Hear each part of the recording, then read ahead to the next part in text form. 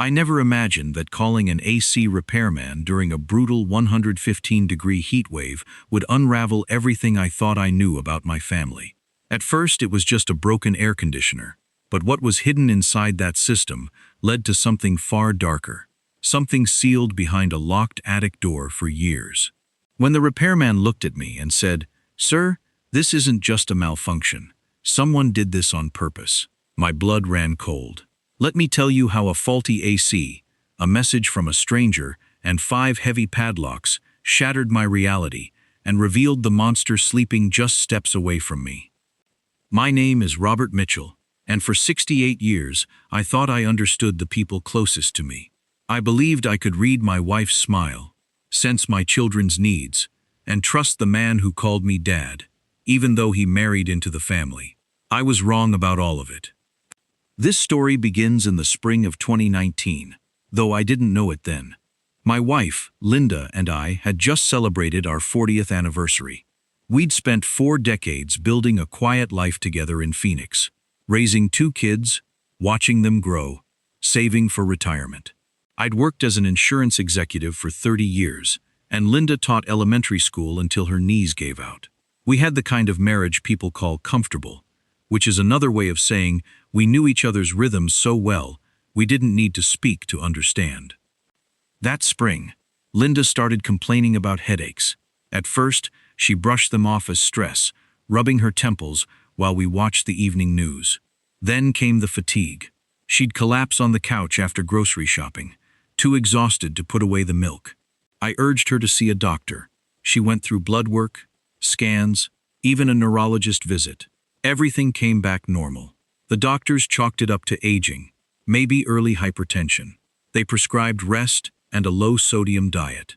Around that same time, our air conditioning broke. In Scottsdale, Arizona, where summer temperatures climb past 115 degrees, a broken AC isn't just inconvenient, it's dangerous. I called a technician who discovered a refrigerant leak. My son-in-law, Dylan, who'd married our daughter Jessica the year before, insisted on handling the repair himself. "I'm an HVAC engineer," he reminded me with a grin. "Save yourself a few $100. I didn't argue. Linda's condition worsened over the following months. The headaches became relentless. She grew dizzy, nauseous. Some mornings, she'd wake up confused, asking me what day it was. I begged her to see doctors again, but she waved me off.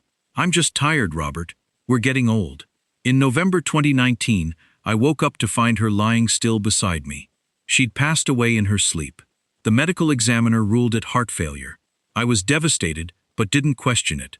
Linda had been tired for so long. I thought her heart had simply given out.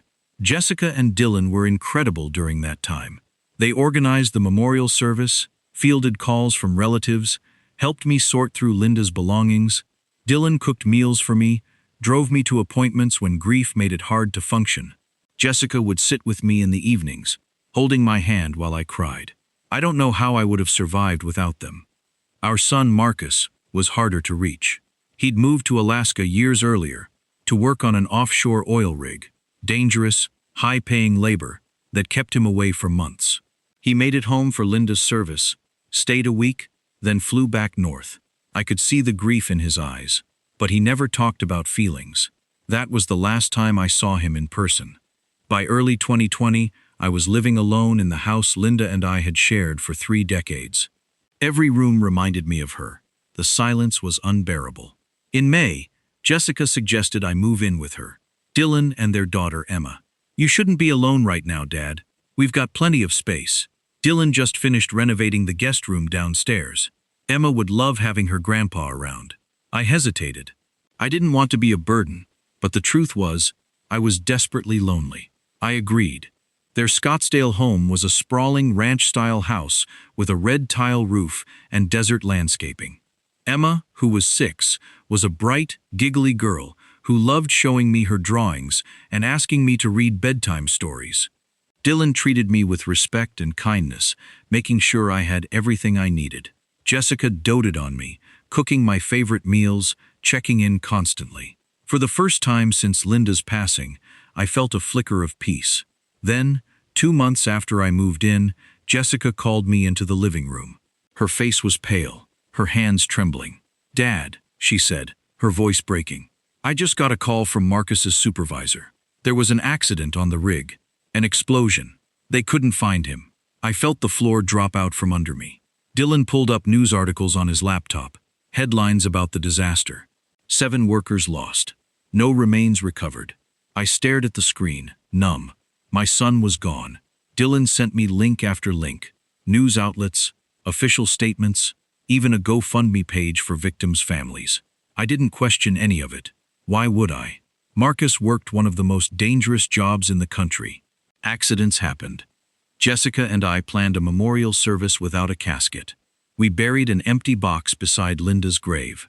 I remember standing there, staring at the 2 headstones side by side, thinking I'd lost everyone I loved most. The years that followed blurred together. I fell into a quiet routine, helping Emma get ready for school, spending afternoons reading or watching old movies, having dinner with the family each evening.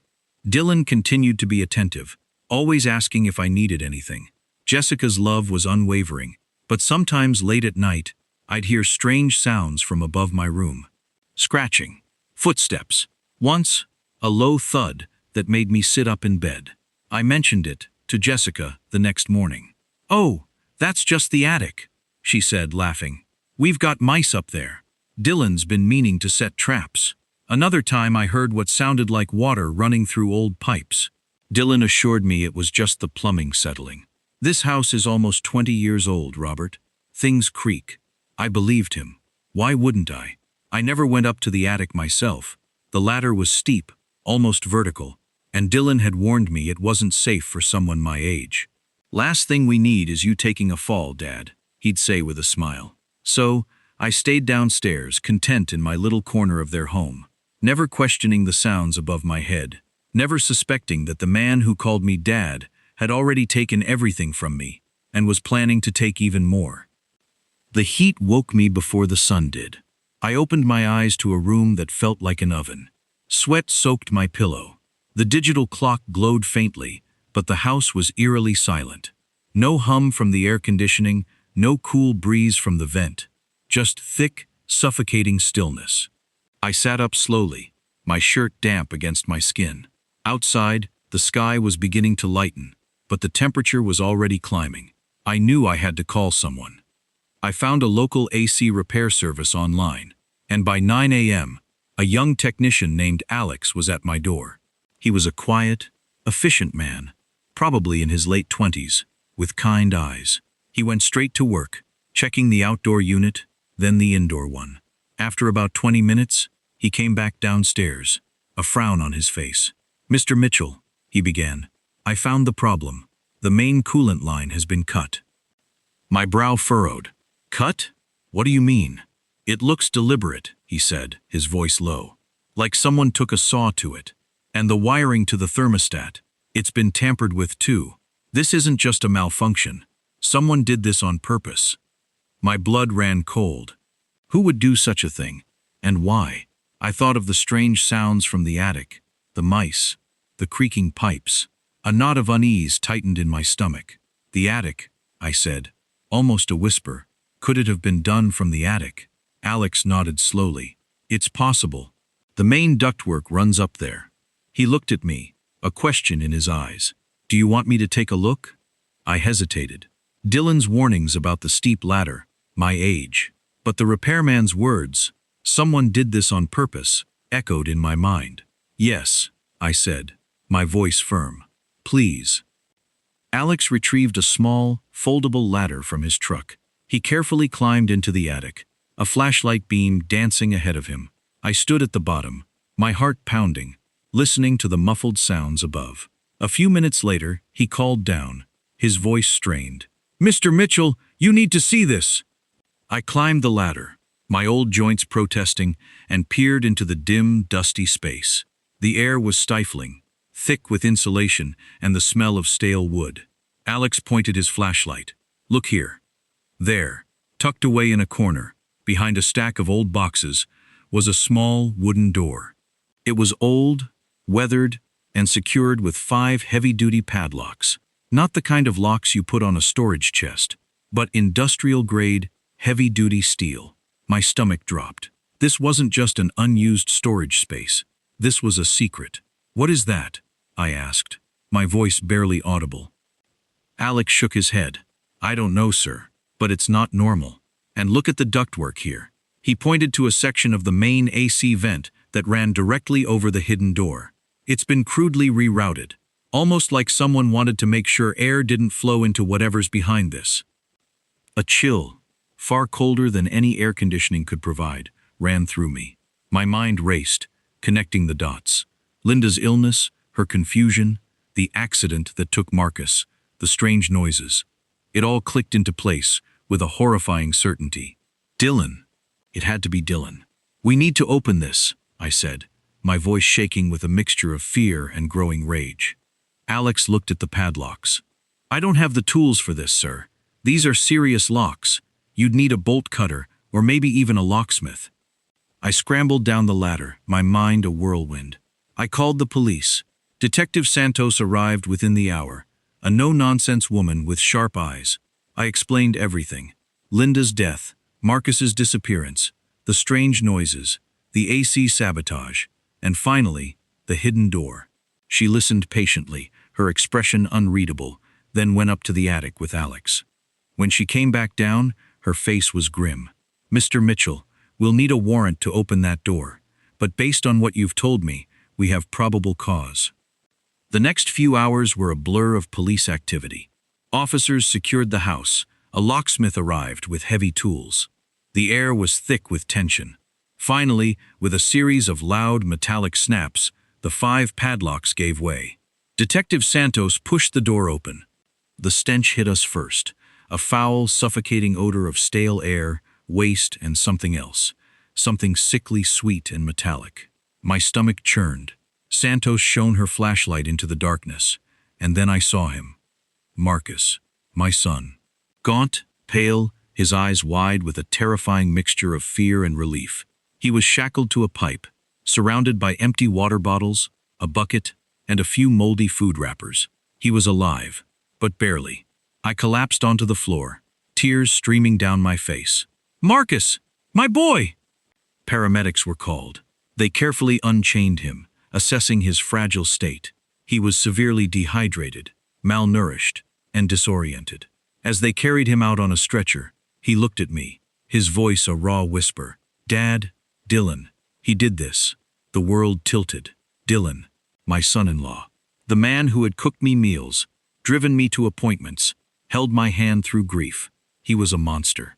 Jessica arrived home to find police swarming her house. When Detective Santos explained what they'd found, Jessica's face went from confusion to horror, then to a chilling, vacant stare. She denied everything, claiming she had no idea Marcus was in the attic, no knowledge of Dylan's actions. But the evidence was overwhelming. The rerouted AC, the hidden door, the fact that she lived in the house for years and never questioned the sounds.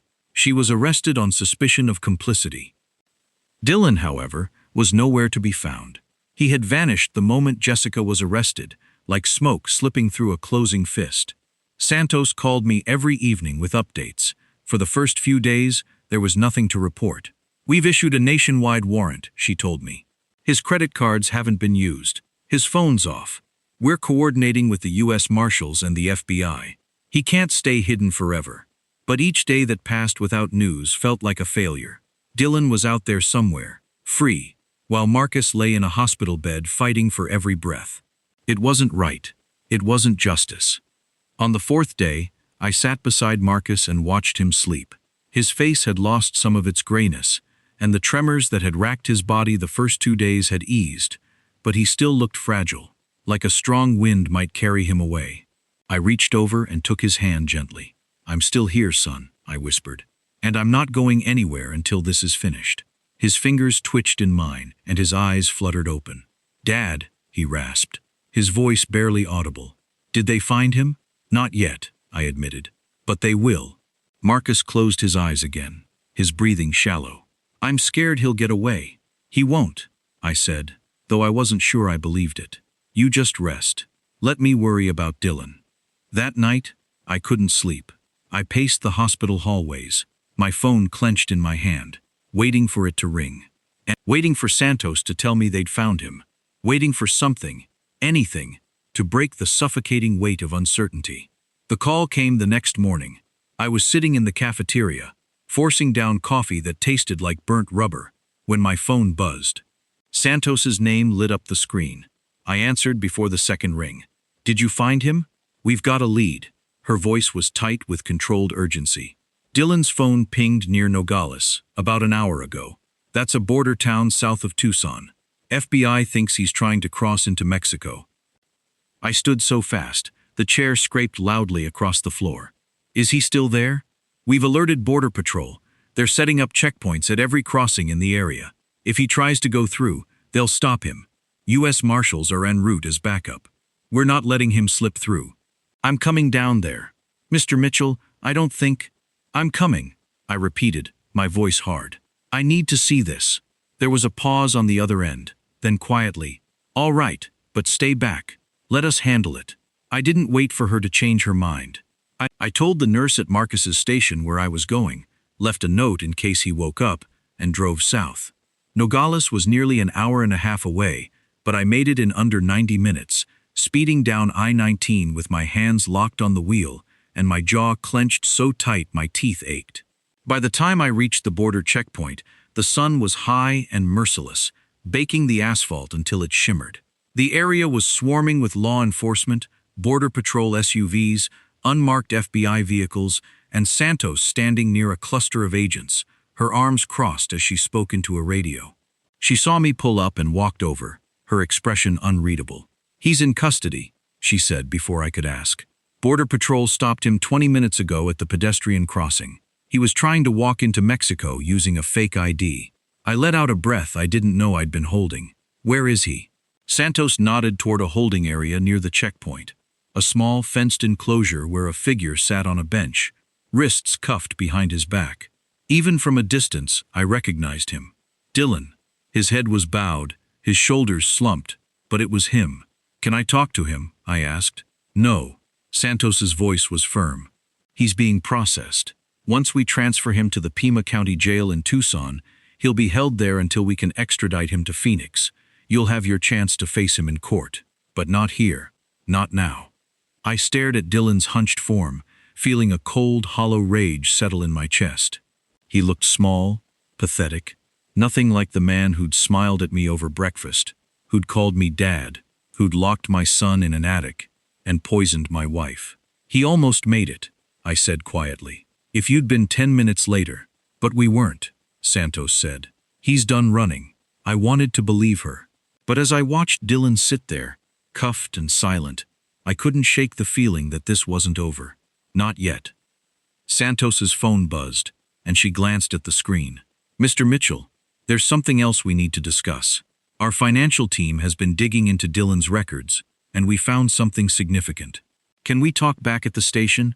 I tore my gaze away from Dylan. "What did you find?" She hesitated, then said, "A very large amount of debt. The kind that gives someone a powerful motive for what he did." I followed her back to her car, my mind racing. Debt. Money. It always came back to money. As we drove north toward Phoenix, Santos explained what her team had uncovered. Credit card statements, loan documents, wire transfers to shadowy accounts. By the time we reached the city, I understood. Dylan hadn't just been cruel, he'd been desperate. And desperation, I was learning, could turn a man into a monster. Santos's office was a cramped space on the 3rd floor of the Phoenix Police Department, crammed with filing cabinets and stacks of case folders. She gestured for me to sit, then opened her laptop and turned it toward me. Spreadsheets, rows of numbers, dates, transactions. My stomach tightened. "Mr. Mitchell, I want to walk you through what we found when we dug into Dylan Reeves's financial history." She clicked through several tabs. "This is going to be difficult to hear, but it's important you understand the full scope of what he did." She showed me a web of debt, gambling losses, and failed investments. Dylan was hundreds of thousands of dollars in the red. Then she pulled up Linda's life insurance policy, a substantial payout, with Jessica as the primary beneficiary. And then Marcus's life insurance policy, from his offshore oil rig job. Another massive sum, also with Jessica as the beneficiary. The pieces clicked into place with sickening clarity. Dylan had orchestrated everything. He had poisoned Linda slowly, subtly, using a tasteless, odorless substance that mimicked the symptoms of aging and heart failure. He had faked Marcus's death, locking him in the attic, starving him, keeping him just alive enough to collect the insurance money. He had cut the AC line to force me out of the house, to get me to move in with them, to get closer to my own assets. He was systematically dismantling my family for financial gain. The trial was long and grueling. Dylan pleaded not guilty, portraying himself as a loving husband and son-in-law, a victim of circumstance. But the evidence was insurmountable. Marcus's testimony, weak but clear, detailed the horror of his 3 years in the attic. Medical experts confirmed the slow-acting poison in Linda's system. Financial records painted a damning picture of Dylan's desperation. Jessica, facing charges of complicity, eventually cooperated, admitting she knew about Marcus in the attic, but was too terrified of Dylan to speak up. She claimed she believed Dylan's lies about Marcus being a danger, a threat to their family, and that he needed to be contained. It was a flimsy defense, but it spared her some of the harsher charges. In the end, Dylan Reeves was convicted on multiple counts of attempted murder, kidnapping, and fraud. He received a life sentence without the possibility of parole. Jessica was sentenced to 10 years for her role in Marcus's captivity and the cover-up of Linda's death. She would serve her time in a women's correctional facility in another state. Marcus's recovery was slow, both physically and emotionally. He spent months in rehabilitation, regaining his strength, learning to trust again. I visited him every day, sitting by his bedside, reading to him, talking about anything and everything but the past. We slowly began to rebuild our relationship, brick by painful brick. One sunny afternoon, nearly a year after everything had come to light, Marcus and I stood together at Linda's grave. The desert wind whispered through the mesquite trees, a gentle counterpoint to the turmoil that had once raged within us. "How's Emma doing?" Marcus asked, breaking the silence. Emma, now 8, was living with Linda's sister in Tucson, away from the shadow of her parents' crimes. "She's good," I said. "She misses her mom, of course, but she's a strong girl. We talk on the phone every week. I tell her the truth, that her mom made a mistake and has to stay away for a while, but that she still loves her." Marcus was quiet for a moment. Then he said, "Dad, do you blame yourself?" I looked at him, surprised. "Every day. You shouldn't." "How can I not?" My voice rose. "I lived in that house for 3 years. You were right above me, locked in a room, and I didn't know. I didn't hear you. I trusted Dylan when I should have questioned him. I failed you, Marcus. I failed your mother." Marcus reached over and took my hand. "Dad, stop. Dylan was the criminal, not you. He manipulated all of us. He was a sociopath. He planned every step, every lie. You couldn't have known, but I should have." "No." His voice was firm. "You did everything you could, and when you finally found out, you didn't hesitate. You called the police. You fought for me. You saved my life." Tears blurred my vision. "Do you forgive me?" Marcus pulled me into a hug. "Dad, there's nothing to forgive. I love you." I held him tightly, this son I'd nearly lost, and let myself cry. We left the cemetery together, walking toward the parking lot. The sky was a brilliant, cloudless blue, the kind of sky that made you believe in new beginnings. "What are your plans now?" Marcus asked. I leaned against the hood, thinking. I sold the house in Scottsdale. I couldn't live there anymore. I bought a small apartment downtown near the hospital, and I've been volunteering. "Volunteering? At a domestic violence center," I said. "I share my story with other families, people who've been manipulated, controlled, isolated by someone they trusted. I tell them what happened to me, and I help them recognize the warning signs." Marcus smiled. "That's good, Dad. Really good. I want our story to mean something," I said. "Linda's death, your 3 years in that room, all of it. If I can help even one person see the truth before it's too late, then maybe it wasn't all for nothing." Marcus opened the passenger door, then paused. "Dad, do you think we'll ever be okay? Really okay?" I looked at him, at this man who'd survived hell and come out the other side, scarred, but standing. And I thought about Emma growing up in Tucson, about Jessica serving her sentence, and maybe someday finding redemption, about Linda resting beneath the desert sky. I don't know if we'll ever be the same, I said slowly, but I think we can be okay. It'll take time, it'll take work, but we're still here. We're still fighting. Marcus smiled. Then that's enough. We got into the car, and I started the engine. As we pulled out of the cemetery, I glanced in the rearview mirror one last time, watching Linda's grave disappear into the distance. The past will always hurt, but we don't have to let it define us. We can choose to move forward together, and that's exactly what we're going to do. Looking back now, standing on the other side of this nightmare, I want to share something with you. Something I wish I'd known before it was too late. This family story taught me that trust without awareness can become a weapon in the wrong hands. I believed Dylan because I wanted to believe. I ignored the small inconsistencies, the locked attic, the excuses, because questioning him felt like betraying family. But here's what I learned. Protecting your loved ones sometimes means asking the hard questions, even when it feels uncomfortable. And to you listening to this family story, remember this. God places people in our lives to teach us, to challenge us, and sometimes to show us who we really are. Through all the pain, I found strength I didn't know I had. I found forgiveness, not for Dylan, but for myself. Don't be like me. Don't wait until tragedy forces your eyes open. If someone isolates you, controls information, or makes you feel like you're overreacting, trust your instincts. This isn't about anger or punishment. It's about reclaiming your voice, your safety, and your future. The best revenge is survival. It's healing. It's refusing to let betrayal define you. Marcus and I rebuilt our lives brick by brick. That's my revenge, choosing hope over hatred.